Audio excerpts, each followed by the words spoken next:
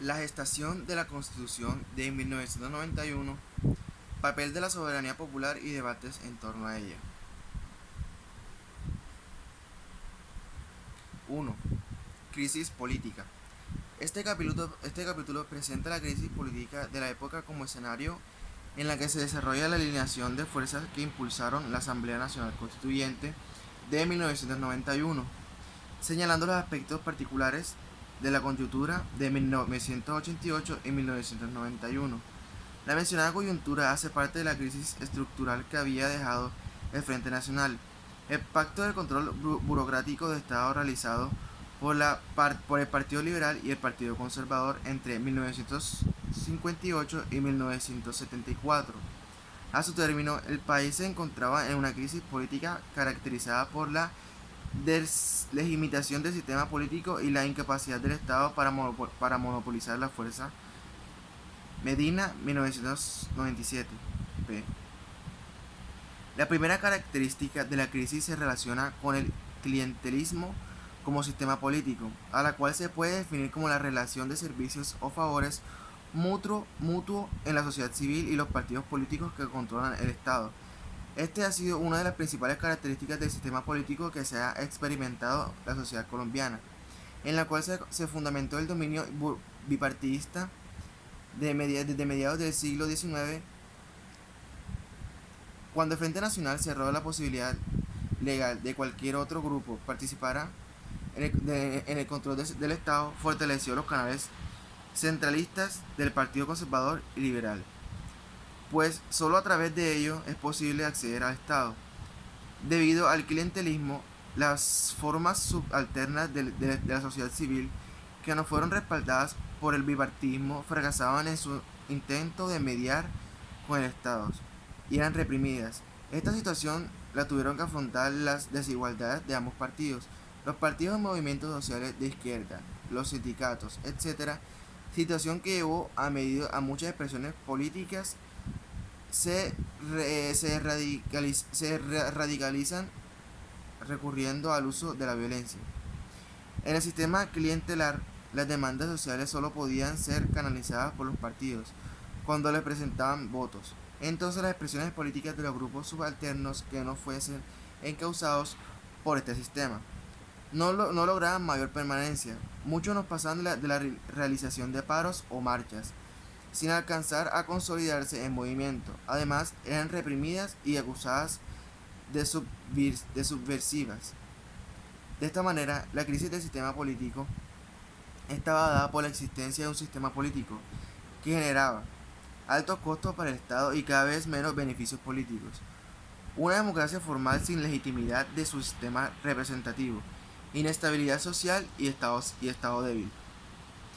El segundo aspecto de la crisis, la falta de monopolio de la fuerza por parte del Estado, se expresaba en la presencia de organizaciones guerrilleras en confrontación con el Estado. A esta situación se le agregó la acción paramilitar fortalecido durante la década de 1980, debido al respaldo que habían y obtuvieron los grupos de los narcotraficantes. La ausencia de monopolio de la fuerza no era un asunto nuevo, pues se venía presentando desde la década de 1940. Cuando se enfrentaron violentamente los partidos liberal y conservador, esta situación tendría un nuevo viraje con el surgimiento de las organizaciones guerrilleras en los años 60. Más adelante, con la acción paramilitar de los años 80 y con la reacción de los narcotraficantes a la política antidrogas de los Estados Unidos a finales de tal década, durante la coyuntura objeto de estudio, existían un colombiano de más de 5 organizaciones guerrilleras, de ahí que faltaba el monopolio de la fuerza por parte del Estado. Fuera el asunto evidente, la mayoría de las organizaciones guerrilleras se encontraban asociadas en concordancia con Simón Bolívar, integrada por la Unión Camisellista del Ejército de Liberación Nacional, UCLN, el Comando Quintín Blanc, el Ejército Popular de Liberación, EPL, el Movimiento 19 de Abril, M19, y las Fuerzas Armadas Revolucionarias de Colombia, Ejército de Pueblo, FARC, EP, Esta había sido fundada en septiembre de 1987, cuando las Fuerzas Armadas Revolucionarias de Colombia, Ejército de Pueblo, FARC-EP, se accionaron al proceso de Concordancia Nacional y Guerrillera, CNG, generando un nuevo proyecto.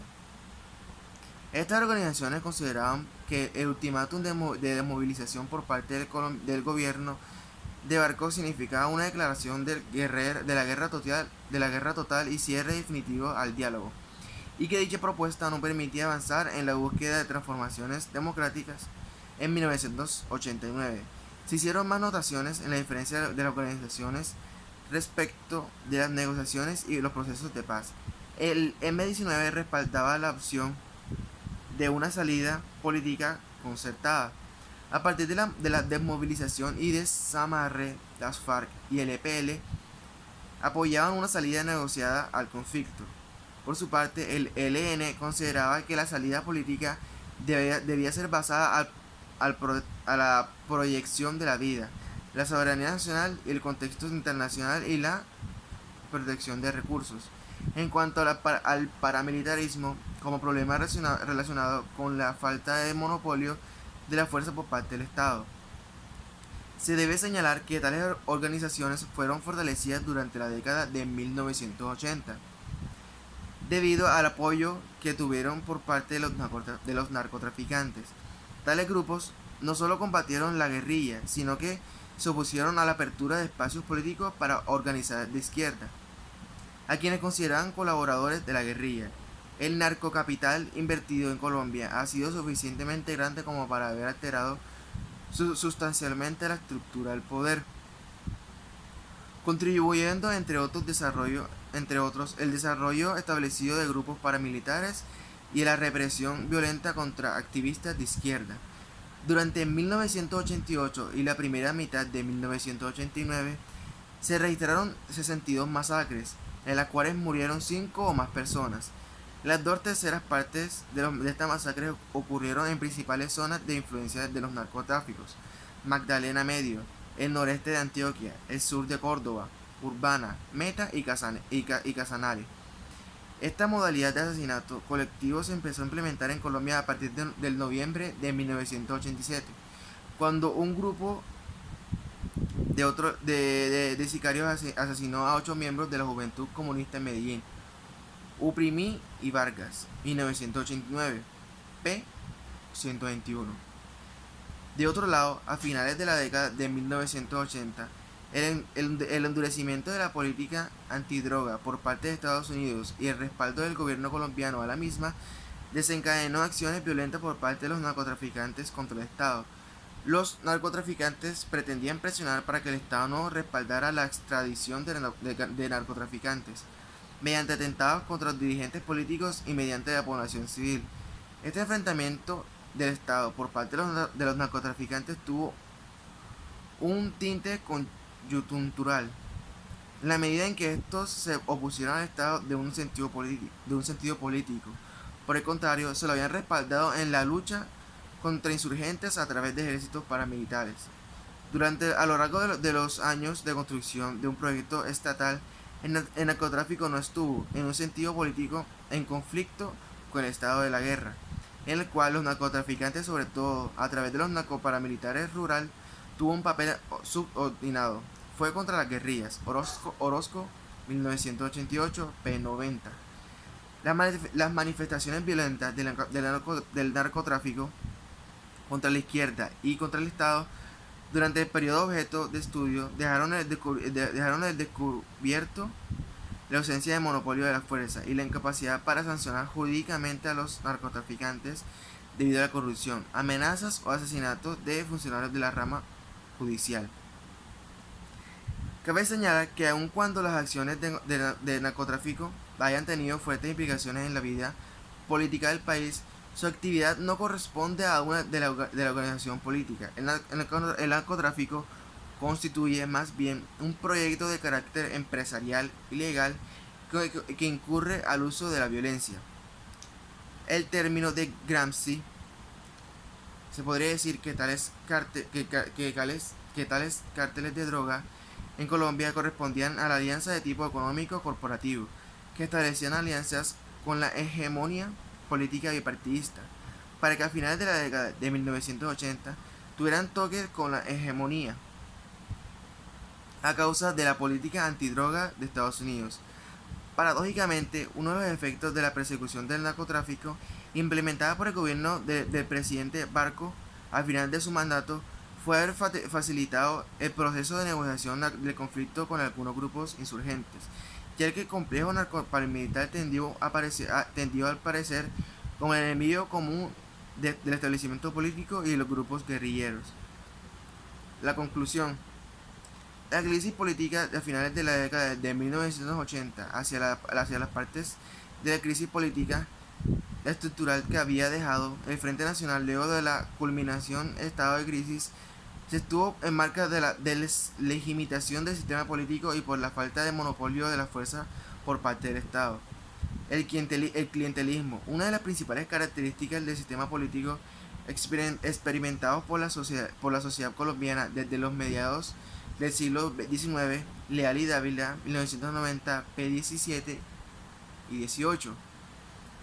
Se vio fortalecido el haberse institucionalizado el control del Estado por parte de los partidos liberal y conservador, mediante la implementación del Frente Nacional, debido a que quedó cerrada cualquier posibilidad legal de la participación política de otros grupos.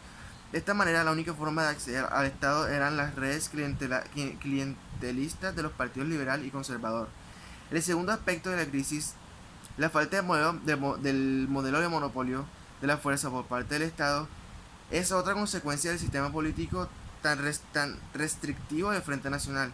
De ahí la proliferación de grupos guerrilleros en el periodo de objeto de estudio. Tal situación no había sido solucionada y el gobierno solo estaba dispuesto a realizar negociaciones de paz con los grupos que se desamarran. Planteamiento que solo para muchas de estas organizaciones guerrilleras no constituía un llamado a la paz, sino un encierre del diálogo y una declaración de guerra total. La crisis se agudizó a mediados de la década de 1980 con la implementación de grupos paramilitares respaldados por el narcotráfico, que respaldaban al Estado en su lucha contra insurgentes y asesinaban sistemáticamente a miembros de la izquierda legal, destacándose el genocidio y la Unión Patriótica. A finales de la misma década se da un repunte de las acciones de paramilitarismo mediante las prácticas de las masacres, como se los denominó a los asesinatos colectivos de más de 5 personas. De otro lado, en el periódico objeto de estudio se presentó un cambio en el comportamiento de grupos narcotráficos respecto del Estado, debido a la política antidroga del gobierno de Estados Unidos, respaldada por el gobierno colombiano. Estos grupos realizaron una serie de atentados para presionar que no se le extendiera a los Estados Unidos para ser judicializados por delitos de narcotráfico con respecto a las drogas. 2. Alineación de fuerzas políticas entre 1988 y 1989. Este capítulo se presenta las fuerzas políticas entre 1988 y 1989. Impulsaron reforma de la Constitución de 1886 y las que desde entonces propusieron su reemplazo. Asimismo, se plantea la alineación de dichas fuerzas políticas en los fallidos intentos de reforma constitucional liderados por el presidente Barco durante aquellos últimos años. 2.1. Fuerzas políticas. Se presentan las fuerzas políticas asociadas por el interés de defender la hegemonía o de crear una nueva hegemonía. De acuerdo con los conceptos de Gramsci sobre el tema, sin embargo, se hará referencia a la totalidad de las fuerzas, sino solamente a los que de una manera u otra impulsaron la creación de la Constitución de 1991. Las mencionadas fuerzas aparecen agrupadas en los partidos hegemónicos, izquierda legal y guerrilla. En partidos hegemónicos se hará referencia al Partido Liberal y el Partido Conservador, del que se derivó la mediante Salvación Nacional. En la guerrilla se hará de referencia a la organización de insurgentes que se desmovilizaron en el periodo de objeto de estudio. El M-19, el Ejército Popular de Liberación, EPL, el Partido Revolucionario de los Trabajadores, PRT, y el Movimiento Armado de Quintin Lam, MAQL, y Izquierda Legal, será referencia a la Unión Patriótica, el Partido Comunista y la Alianza Democrática M-19, que se originó como efecto de la movilización del M-19. En cuanto a la guerrilla de las FARC, este no participó en la Asamblea Nacional Constituyente. Sin embargo, en 1990, cuando se impulsó la asamblea dicha, organizó una manifestación por parte de su interés para participar en la misma mediante de una tregua, pero sin realizar una entrega de sus armas que exigía el gobierno, asunto sobre el cual se hará referencia en el capítulo 2 y 3. Por un motivo, dicha organización se tendrá como parte de las fuerzas políticas de interés de esta investigación. No se hará referencia a la Organización de Indígenas de Colombia, ONIC, o las Autoridades Indígenas de Colombia, AICO, o la Unión Cristiana, o a pesar de su importante participación en la constituyente. Esto se debe a que los movimientos sociales como el movimiento indígena y las organizaciones religiosas como la Unión Cristiana no son objetos de investigación. En términos de Gramsci, todas las organizaciones están asociadas por intereses gremiales, y en esta investigación se refiere a fuerzas asociadas con el interés político de permanecer la hegemonía del poder político y constituir una nueva hegemonía.